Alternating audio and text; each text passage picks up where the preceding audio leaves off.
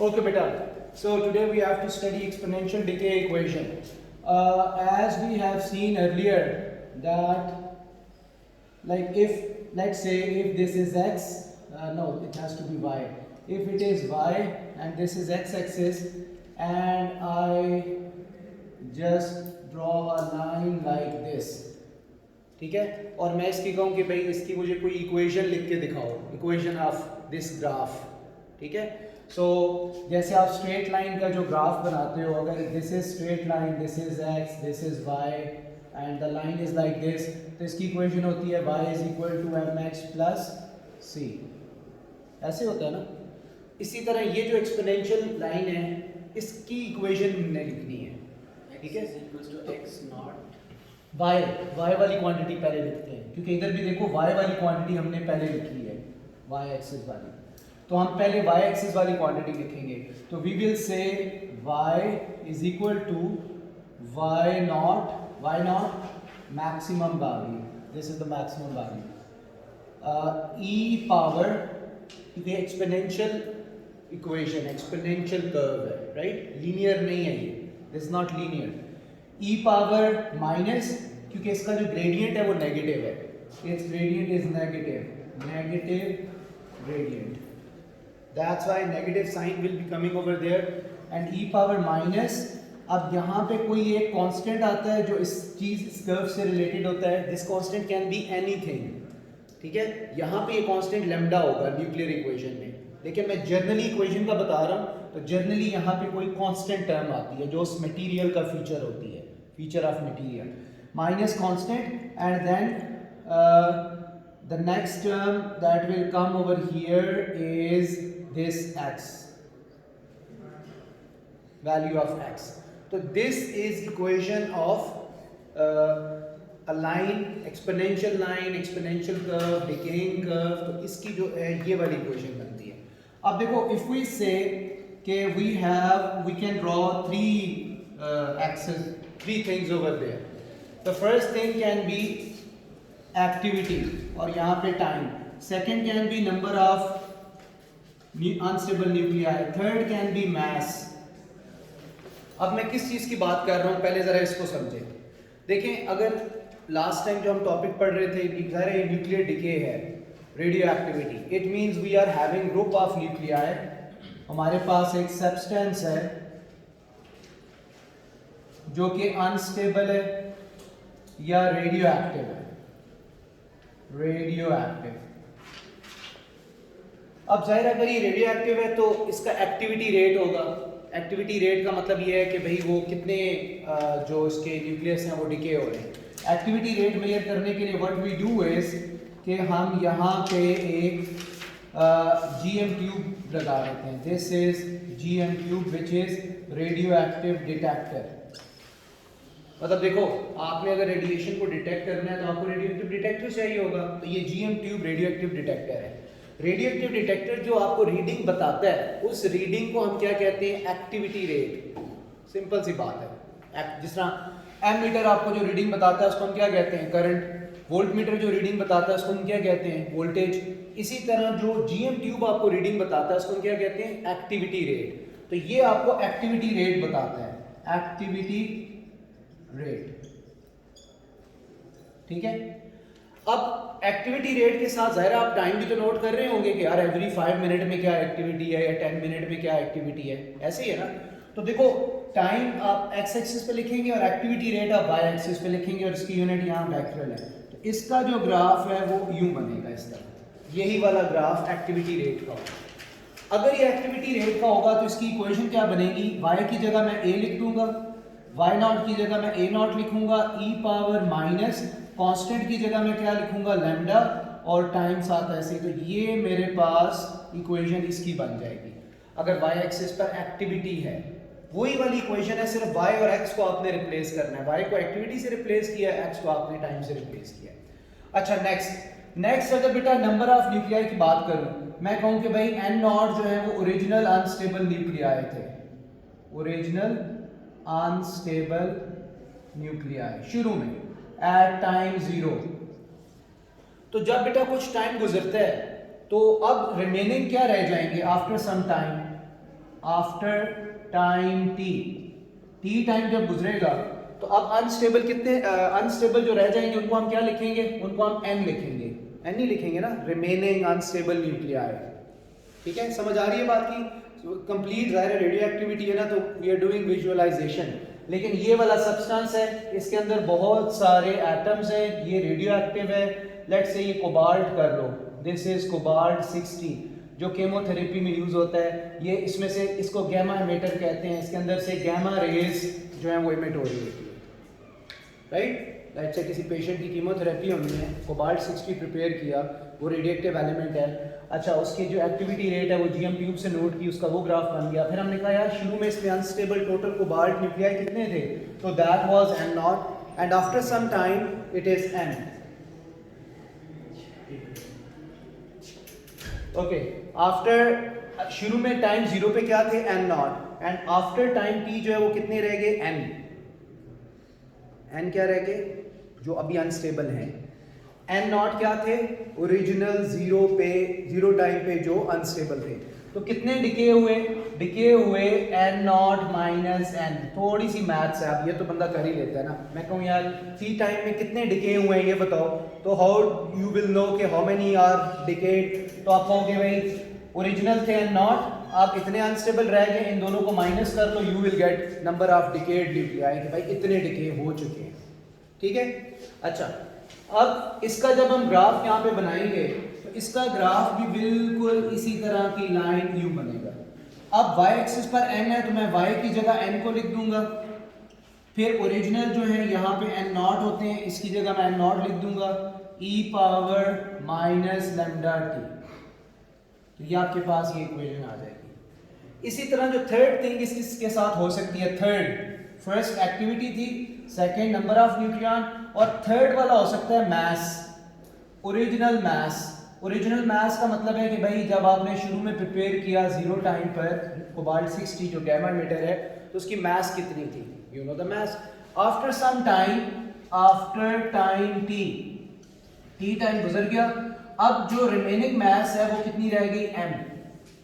तो कितनी मास जो है वो डिके हुई है, m0 माइनस m से आप निकाल सकते हैं कि भाई इतनी मास डिके हुई है। It's very simple. अब अगर मैं इसका ग्राफ बनाऊं तो इसका ग्राफ भी इसी तरह बनेगा। जाहिर है पहले मास ज्यादा थी, फिर जो टाइम गुजरा तो मास कम होना शुरू हो गई। इसकी इक्वेशन मुझे बताओ मैं क्या लिखूं, सैम आप बताओ सैम, इसकी इक्वेशन क्या लिखूंगा इनके हिसाब से। जिस तरह ये लिखनी है ऐसे ये भी लिखनी है, m इक्वल्स टू m0 जो 0 टाइम पर मास थी, m0 e power minus lambda T. यार देखो, इवन अगर आपने पहले ये नहीं भी पढ़ा हुआ ना तो एक चीज की हमने सेंस बनानी है, और ये तो पूरा मैथ्स है, इसका पीछे से कोई लिंक नहीं है। जैसे मैंने कहा यार स्ट्रेट लाइन इक्वेशन है, लिखो तो y is equal to mx plus c आप लिखेंगे। इसी तरह अगर ये एक्सपोनेंशियल कर्व है और मैं आपको कहता हूँ यार इसकी इक्वेशन लिखो, तो इसकी ये इक्वेशन है y is equal to y not e power minus constant x। ये इसकी इक्वेशन है, जिस तरह ये इक्वेशन स्ट्रेट लाइन की होती है। अब इसके बाद हमने ये देखा कि यार अगर y एक्सिस पर, ये तो जनरली y एंड x लिखा हुआ है, अगर कोई क्वांटिटीज हो तो फिर हम क्या करेंगे। अगर इधर एक्टिविटी रेट हो जिसकी यूनिट बैकरेल x एक्सिस पे टाइम हो, y एक्सिस पे नंबर ऑफ अनस्टेबल न्यूक्लियाई हो, या y एक्सिस पे मास ऑफ अनस्टेबल न्यूक्लियाई हो, टोटल मास, तो फिर ये ग्राफ की शेप तो तीनों की ऐसे ही बनेगी। तो जाहिर है इक्वेशन भी तीनों यही वाली होंगी, सिर्फ y की जगह आप उसको रिप्लेस करोगे जो y एक्सिस पे है। इधर a है तो a लिख दिया, इधर n है तो n लिख दिया, इधर m है तो m लिख दिया, और उसके बाद यहाँ क्या आएगा, जो ओरिजिनल क्वांटिटी y एक्सिस पर थी एट 0 टाइम। एट 0 टाइम इधर a0 है, इधर m0 है, इधर m है। m क्या चीज है, m0 क्या चीज है, what is m0, original mass of unstable nuclei. यार अभी इतना मुश्किल तो नहीं है, इस पे बिल्कुल चुप कर गए हो आप। m0 क्या मुश्किल चीज है। अच्छा n0 क्या है बताओ, n0 क्या है मुस्तफा आप बताओ। अच्छा नहीं, n0 को बड़ी मुश्किल चीज है। n क्या होता है, नंबर ऑफ अनस्टेबल न्यूक्लियाई, और नॉट का मतलब क्या होता है बेटा, ओरिजिनल 0 टाइम पर। कि यार जब हमने कोबाल्ट 60 बनाया है तो 0 टाइम पर कितने अनस्टेबल न्यूक्लियाई थे, दैट इज n0। ठीक है, अच्छा, उसके बाद यहां पर ए नॉट क्या चीज है भाई? आयशा बताओ, ए नॉट क्या है? What is A naught? A क्या होता है? Activity rate. ये क्या होता है? Activity rate, right? ये लिखो यार सारे, ये आपको पता होता नहीं है। जब मैं पूछ रहा हूँ, बता भी रहा हूँ, फिर भी आपको नहीं समझ आ रही कि क्या है। यार ये सिंबल्स के साथ लिख लिया करो कि ये क्या क्या चीज़ है। ए जो है वो activity rate at time T है, ये प्लीज लिख लो, इक्वेशन लिखो और साथ लिख लो। इसी से रिलेटेड क्वेश्चन आने हैं, न्यूमेरिकल इसी से रिलेटेड आने हैं। जब सिंबल नहीं पता होगी तो आप क्या करोगे? ग्राफ बनाओ, साथ ये लिखो। अभी सब का मैंने चेक करना है, हर एक सिंबल के साथ लिखो ये क्या चीज है। ए क्या है, ए नॉट क्या है, लैम्डा क्या है, टी क्या है, सब कुछ लिखो। ए का मतलब है recent activity at after time T. Recent activity, अभी कुछ टाइम गुजर गया है तो अभी आपने जब एक्टिविटी देखी है तो वो कितनी है। तो this is recent activity at time T. A not is original activity at time 0। lambda is decay constant. T is the time in which activity drops from A naught to A. मतलब activity A naught से A होने में जो time है वो T लगा है। N क्या है? recent number of या remaining number of unstable nuclei. N naught क्या है? number of unstable nuclei at time 0. lambda क्या है? decay constant। और T क्या है? this is the time in which number of nuclei drop from N naught to N। मतलब N naught से N होने में कितना टाइम लग रहा है वो T है। M जो है वो remaining unstable mass, M naught mass of unstable nuclei at 0 time, lambda is decay constant and T is the time in which mass changes from M naught to M। सब में T T T क्या होगा? जिसमें A naught से A हुए, N naught से N हुए, M naught से M हुए। ठीक है? Is this clear? लिख लो सब, ये जिनको खास कर नहीं पता वो लिख लो।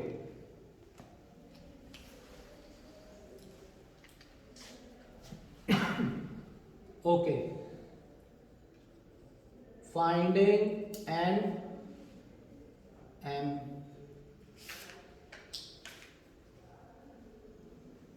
ये हमने लास्ट टाइम फ्राइडे को ये किया था, लेकिन अब चूंकि दोबारा इसमें आ रहा है तो मैं सिर्फ फॉर्मूला लिख देता हूँ, मोलर फॉर्मूला, मोल्स। कि अगर आपको N या M निकालना हो, N का मतलब क्या होता है? Number of unstable nuclei. और M का मतलब क्या होता है? Mass of unstable nuclei. Nuclei plural form है न्यूक्लियस की, मतलब ग्रुप ऑफ न्यूक्लियस।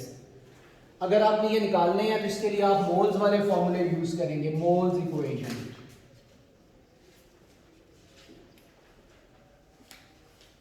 अब मोल्स इक्वेशन कैसे आप यूज करते हैं? Number of moles, N is number of moles, number of moles. N जो है वो आपके पास होएगा total number of nuclei. Na होगा एवोगैड्रोस नंबर। ये पहले भी हमने लिखा हुआ है, लेकिन कुछ लोग जो नहीं थे उनके लिए लिख रहा हूँ। Yeah, Na value would be in the data sheet, Avogadro's number। अच्छा बेटा, ये फॉर्मूला होता है एवोगैड्रोस नंबर 6.02 into 10⁻23 होते हैं number of moles, number of particles in 1 mole of any substance. तो number of moles is equal to number of unstable particles divided by Na। Plus एक और फॉर्मूला होता है N is mass of unstable nuclei over molar mass, Mr। अब ये जो mass होती है, this will be in grams and this is the nucleon number. ठीक है? तो ये भी इक्वेशन है मोल्स निकालने की। तो आप इन दोनों में देखो, ये दोनों N इनके इक्वल है, तो अगर हम इन दोनों को कंपेयर करें तो comparing these two will result in N over Na equal M over Mr। मतलब मैंने ये भी N के इक्वल है, ये भी N के इक्वल है, तो ये वाली चीज और ये वाली चीज आपस में इक्वल रख दी यहाँ पे। तो ये आपके पास एक फाइनल रिलेशन आ गया। इसका हमने फ्राइडे को हमने क्वेश्चन भी किया था। ठीक है? क्वेश्चन क्या किया था? लेट्स से अगर एक रिकॉलिंग कर ले कि यार ये जो कोबाल्ट 60 है, इसके हमारे पास 25 मिलीग्राम है। आप ये बताओ इसमें नंबर ऑफ अनस्टेबल न्यूक्लियाई कितने होंगे?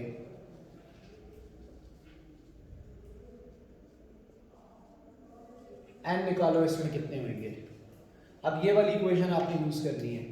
Cobalt 60, 25 milligram. How many number of unstable nuclei are there? Moles वाली इक्वेशन आप यूज करोगे तो सबसे पहले आप ये देखोगे कि भाई इसमें कोबाल्ट 60 है, तो 60 क्या है? 60 इज एक्चुअली mr, क्योंकि न्यूक्लियॉन नंबर है तो mr है।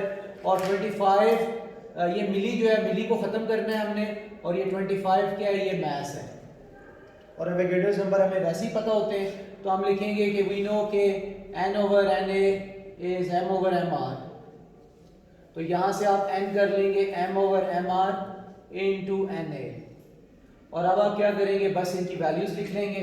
मास जो है वो मिली यूज नहीं करना, इसको मास शुड बी इन ग्राम्स, तो इसलिए मिली को खत्म करेंगे 25 इंटू 10⁻³ ओवर कोबाल्ट 60, तो बस 60 लिखेंगे, मल्टीप्लाइड बाय एवोगैड्रोस नंबर करेंगे,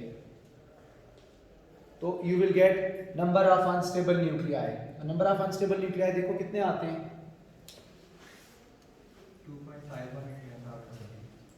20। ओके, दिस इज, ये क्या है? What is this? This is number of unstable nuclei at time 0। Time 0 का मतलब है भाई you just have prepared the solution, cobalt 60 radioactive उसको बनाया है, अभी बस बनाया ही है, अभी एक्सपेरिमेंट स्टार्ट नहीं किया, तो उस टाइम उसके total number of unstable nuclei कितने थे वो आपको ये पता लग गया।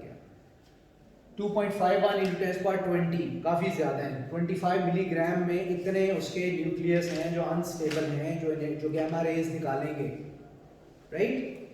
Okay,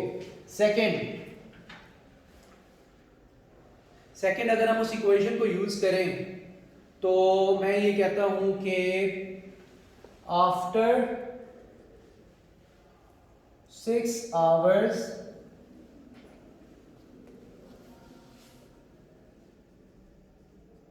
remaining unstable nuclei are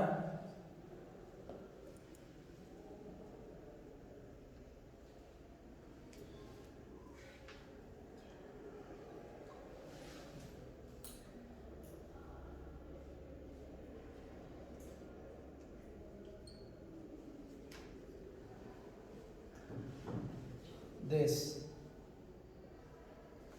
Find decay constant for cobalt 60। ये सेकंड पार्ट है इसका। इसमें हमने वही इक्वेशंस यूज करनी है जो भी हमने लिखी हुई है यहाँ।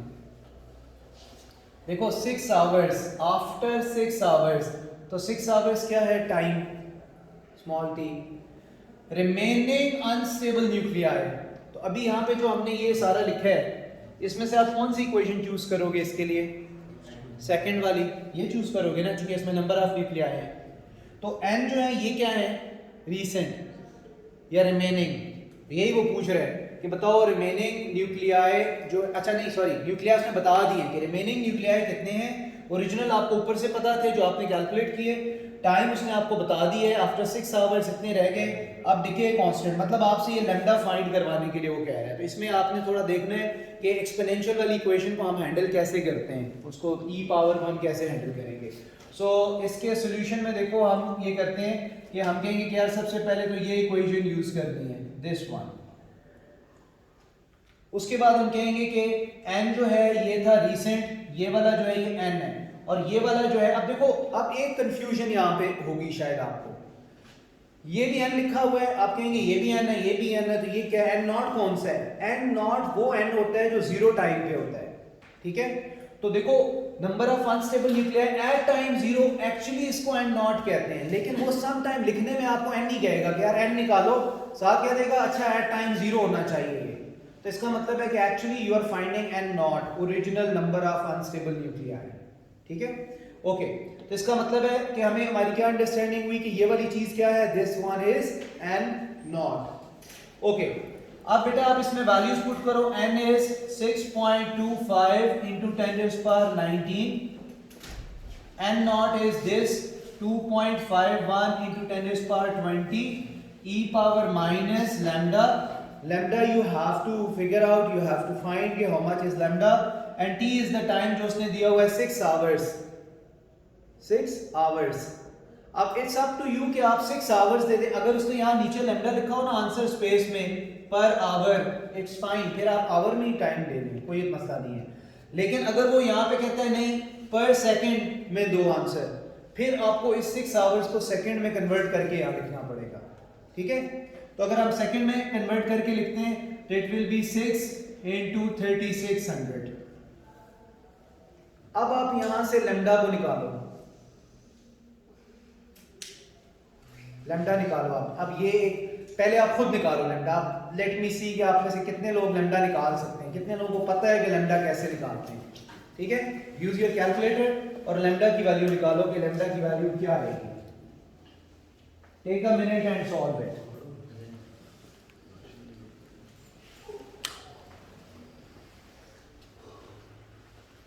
कैलकुलेटर पे होगा बेटा, मोबाइल पे नहीं होगा शायद ये। आपको बेटा इतने लेट आए हो, क्या होगा? हाँ,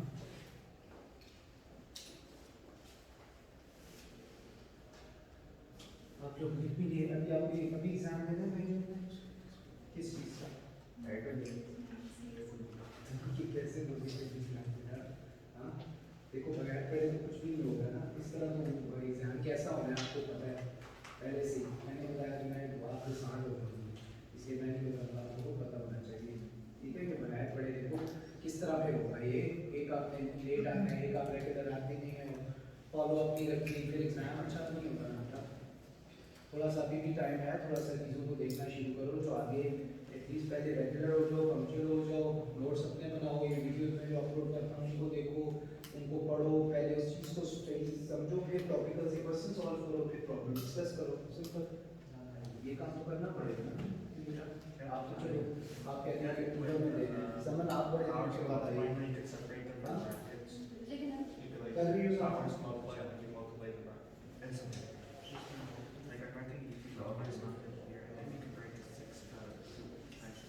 जल्दी करो। 6.436 into 10 to the minus 5.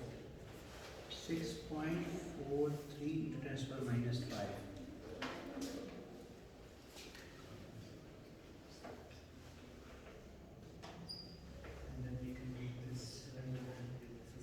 ये एक आंसर आया है, चेक कर लो, बाकी लोग भी यही आ रहा है।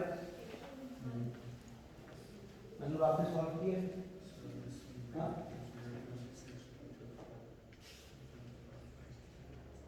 आपका क्या है?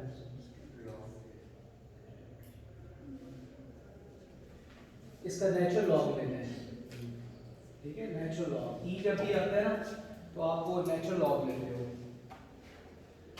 दोनों तरफ आपने सिंपल नेचुरल लॉग लेना है। तो ई जो है वो एंटी नेचुरल लॉग होता है, तो उससे कैंसिल हो जाता है। मैं यहाँ पे सॉल्व करके दिखाता हूँ आपको इधर।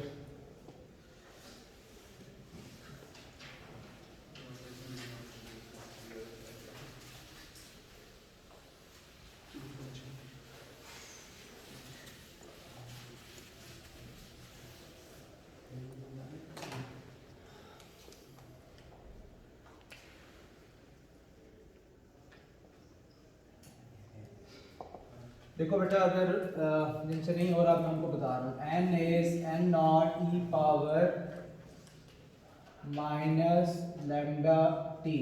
आपने लेमडा निकालना है, तो आप पहला काम ये करोगे, N over N not E power minus lambda T. इस तरह कर लिया, एन नॉट इधर आ गया, ये आपका पहला स्टेप है, इधर आके डिवाइड हो गया, ठीक है, पहला step.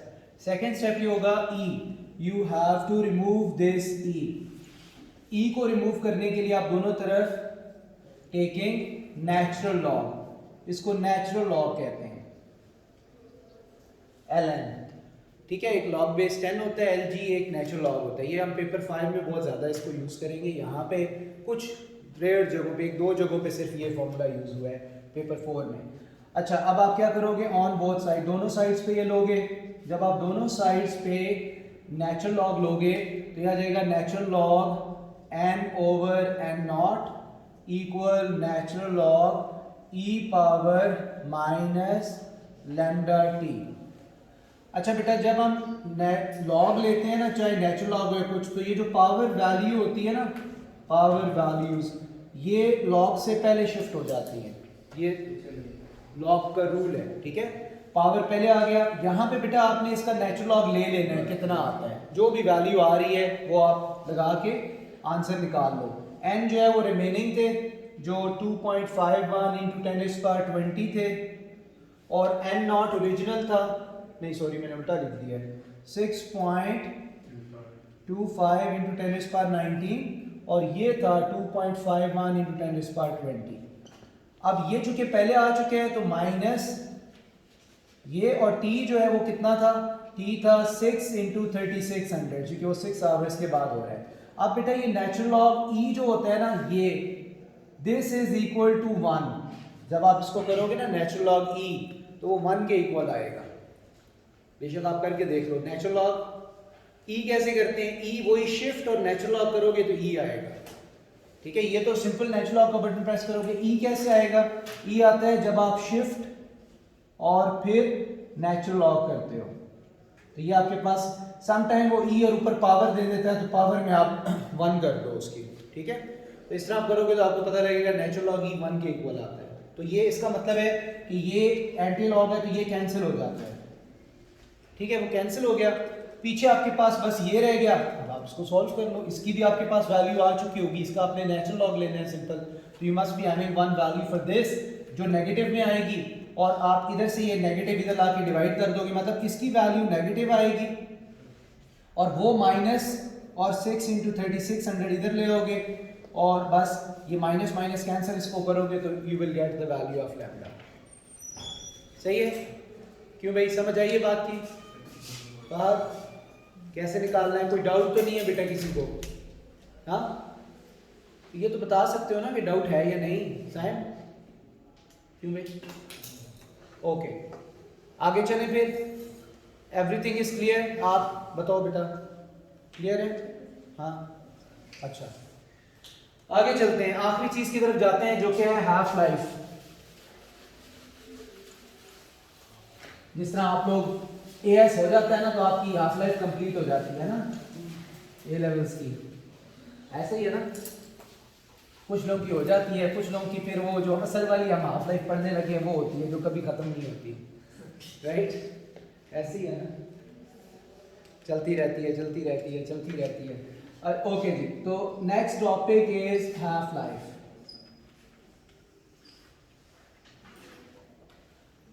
Okay, half life is symbol is T1/2। अच्छा, हाफ लाइफ का मतलब क्या होता है? वेरी सिंपल मीनिंग कि देखो, अगर आपके पास original number of unstable nuclei at time 0 आपके पास है 1000, ये अनस्टेबल है। अब ये रेडिएशन एमिट कर रहे हैं, और कुछ देर के बाद 500 अनस्टेबल रह गए, और कितने देर के बाद, लेट्स से 2 आवर्स के बाद 500 में से फिर 250 अनस्टेबल रह गए, और ये 4 आवर्स लगे टोटल 250 होने में। 250 से 125 हो गए, और 6 आवर्स। 125 से तकरीबन हो गए 62, इसमें 8 आवर्स लगे। 62 से 31, फिर 31 से 16, फिर 8, फिर 4, फिर 2, फिर 1, ठीक है। अब ये क्या जो ऊपर नंबर्स लिखे हुए हैं, ये क्या है? दीज आर अनस्टेबल न्यूक्लियाई जो रेडियो एक्टिव है, रेडियो एक्टिव न्यूक्लियाई जो रेडिएशन इमिट कर रहे हैं एक सब्सटेंस के अंदर। अगर हम इस सब्सटेंस का देखें तो इसमें एट टाइम 0 जो नंबर ऑफ न्यूक्लियाई थे उनको हम original number of unstable nuclei कहते हैं। Original number of unstable nuclei, okay, वो कितने हैं? यहाँ पे कितने हैं? वो 1000, ओके, ठीक है। तो ये 1000 क्या है? ये n नॉट है जो 0 टाइम पर है। उसके बाद 2 आवर्स के बाद कितने अनस्टेबल रह गए? 500, तो मतलब हाफ स्टेबल हो गए और हाफ अनस्टेबल रह गए। तो ये जो टाइम हो, इसकी हाफ लाइफ टाइम कितना होगा? 2 आवर्स। क्यों 2 आवर्स क्यों होएगा? Why 2 hours? Because half of the unstable nuclei are decayed, they are stable now, or half of unstable nuclei are still unstable। एक ही बात है, मतलब आधे स्टेबल हो गए या आधे स्टेबल रह गए, एक ही बात है। ऐसे ही है ना, ठीक है। इसी तरह आगे ये फिर इसकी फर्स्ट हाफ लाइफ होएगी। फर्स्ट हाफ लाइफ, फिर ये इसकी सेकेंड हाफ लाइफ होएगी, ये थर्ड होएगी और ये फोर्थ होएगी और इसी तरह fifth, six, seventh, eight, nine, tenth. इसका मतलब है अप्रोक्सीमेटली अगर हमने देखना हो कि यार ये रेडियोएक्टिव न्यूक्लियाई 1000 जिसके हैं अनस्टेबल न्यूक्लियाई कंप्लीटली डिसइंटीग्रेट कब होगा, कंप्लीटली अपनी रेडिएशन कब इमिट कर देगा, बिल्कुल सारा स्टेबल हो गया, नथिंग इज लेफ्ट। तो हाँ नहीं कभी भी नहीं तो नहीं कह सकते, पॉइंट्स पे शुरू हो जाएगा। हाँ पॉइंट्स पे शुरू पॉइंट्स में नहीं हो सकता ना, क्यों? एक न्यूक्लियस पॉइंट में नहीं हो सकता ना, हम बस एक पे जाके और उस पे खत्म कर देते हैं, उसको एक पे खत्म कर देते हैं, वन पे, ठीक है, वरना तो वो फिर कभी ना वाली बात होगी ना। तो वन जब आ गया तो इसका मतलब है बस खत्म हो गया। अब देखो तकरीबन कितना टाइम लग रहा है, 2 आवर्स ऐड करते जाओगे, कितनी हाफ लाइफ है यहाँ तक, 4 हैं, 5, 6, 7, 8, 9, 10 हाफ लाइफ है, 10 2s are 20, इसका मतलब है 20 आवर्स इसका टोटल लाइफ टाइम है। अगर 20 आवर्स पूरा लाइफ टाइम है तो हाफ लाइफ 10 आवर्स हम नहीं कहेंगे कि भाई अगर टोटल 20 है तो हाफ 10 होगा, ये वो वाला हाफ नहीं है, ठीक है, ओके। अच्छा अब इसकी डेफिनेशन क्या होगी, how do we define it, यही चीज जो मैंने आपको बताई है हम इसको डेफिनेशन में लिख देंगे, time taken by half of unstable nuclei to become stable. There are other definitions as well, but this one is fine. इसकी सिंबल जो है वो क्या होएगी, इसको हम लिखेंगे कैसे, T और इसकी सबस्क्रिप्ट 1/2, 1/2 इज हाफ। अच्छा इसकी यूनिट्स क्या हो सकती हैं, इसकी कोई भी आर्बिट्रेरी यूनिट ऑफ टाइम हो सकती है, arbitrary unit of time. Arbitrary unit का मतलब है भाई कुछ भी अकॉर्डिंग टू सिचुएशन, सेकंड हो सकती है, आवर हो सकती है, डे हो सकती है, ईयर हो सकती है, कुछ भी यूनिट इसकी, टाइम की कोई भी जो यूनिट है वो हाफ लाइफ की यूनिट हो सकती है। अच्छा नेक्स्ट, अगर हमने ये हाफ लाइफ निकालनी हो तो हम हाफ लाइफ कैसे जो है वो फाइंड करेंगे, let's look upon that. Half life का फॉर्मूला देखते हैं कि इसका फॉर्मूला क्या होगा, equation of half life.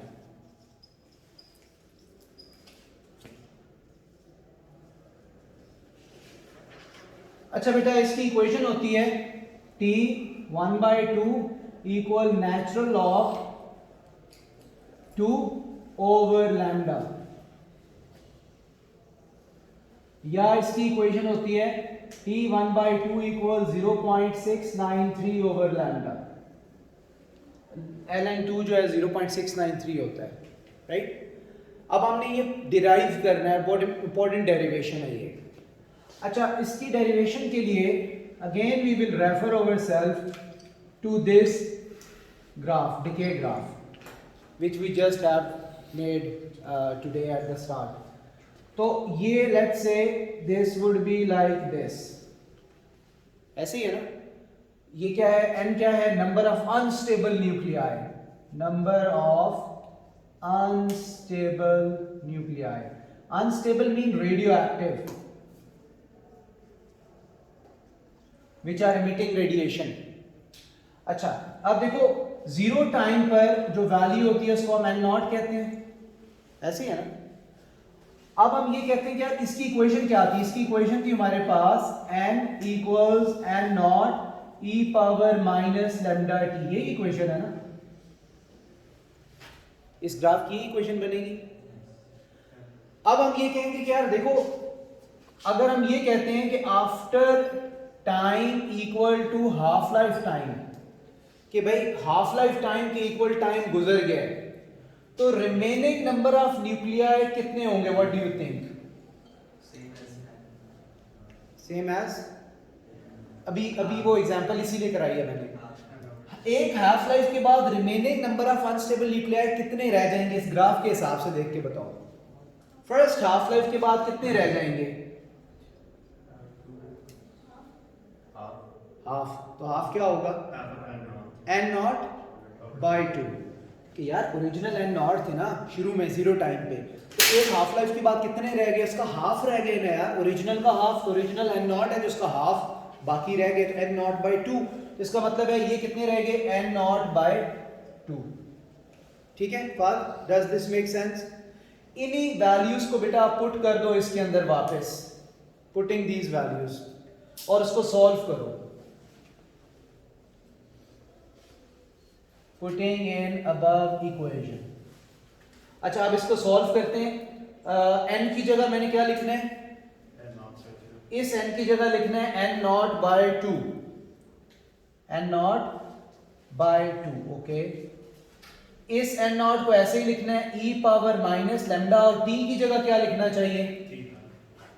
t half, t half, सही है। अब इसको सॉल्व करो, बस आगे कुछ भी नहीं करना, खाली सॉल्व करना है। Solve it for t half, solve it for t half. क्या मतलब इसको सब्जेक्ट बना लो, मेक इट सब्जेक्ट। चलो बनाओ जरा, पहले first give it a try yourself. t half को सब्जेक्ट बनाओ, कैसे बनेगा? शाबाश, जल्दी ट्राई करो बेटा।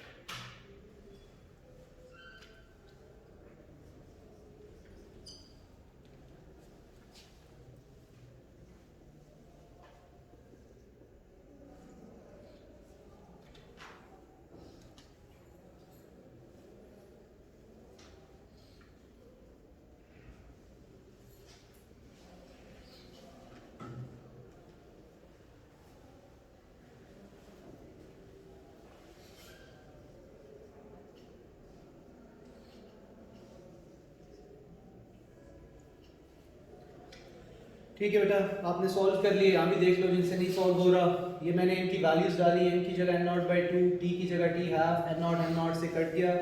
फिर ये मेरे पास आ गया whenever you see e over there, e small e, आपको फिर क्या करना है? नेचुरल लॉग लेना है। आपने दोनों तरफ नेचुरल लॉग लिया, नेचुरल लॉग 1/2 कैलकुलेटर में डालो, ठीक है। नेचुरल लॉग 0.5 वो माइनस 0.693 आता है। फिर इधर ये जो पावर होती है ये नेचुरल लॉग से पहले आ जाती है, this power of e will go over here, right. तो ये इधर चला जाएगा।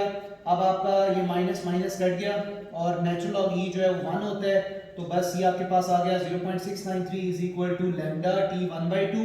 अब आप लैम्डा को उधर भेज दो तो 0.693 ओवर लैम्डा जो है ये हाफ लाइफ के इक्वल आ जाएगा। सर तो ln 1/2 आ रहा है। हाँ उधर ln 1/2 आ रहा है। किधर? ये हाँ उसमें उधर आपने ln हाँ वो अगला स्टेप है ना, बताता हूँ। देखो यहाँ से हमने क्या निकाला है? 0.693 ओवर लैम्डा।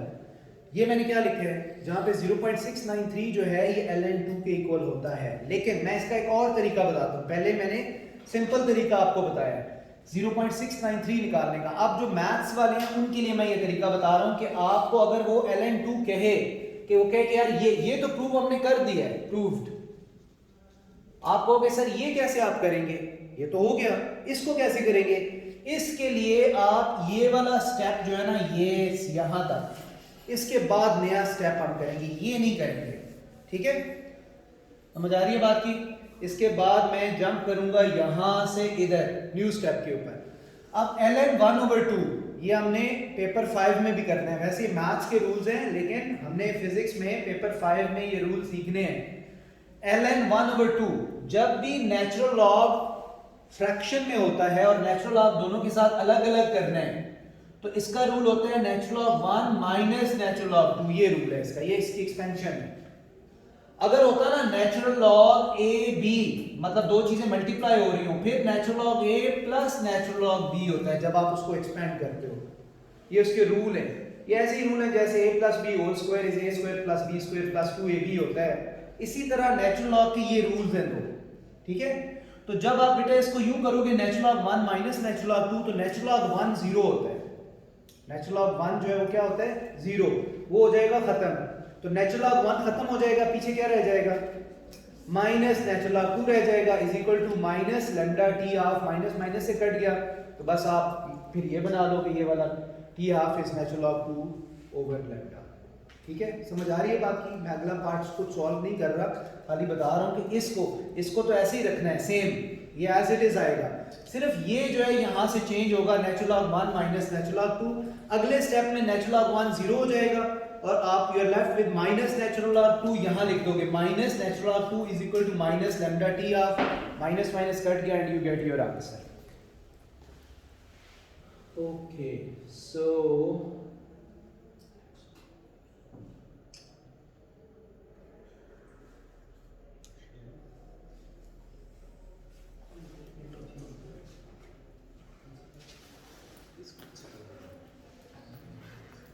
अच्छा जी, that's it with it. We are done with everything related to nuclear physics. Activity rate के बाद हमने हाफ लाइफ पढ़ा, बस that's it. बस ये इसका आखिरी टॉपिक था। अब ये है कि अब इसके हमने क्वेश्चंस ट्राई करने हैं। ठीक है, तो आज का काम आप लोगों का क्या होना है, आज का काम ये होना है कि जिन लोगों ने अगर कुछ लेक्चर मिस किए हुए हैं ये भी मैं अपलोड करता हूँ उसमें, और आप लोग क्या करो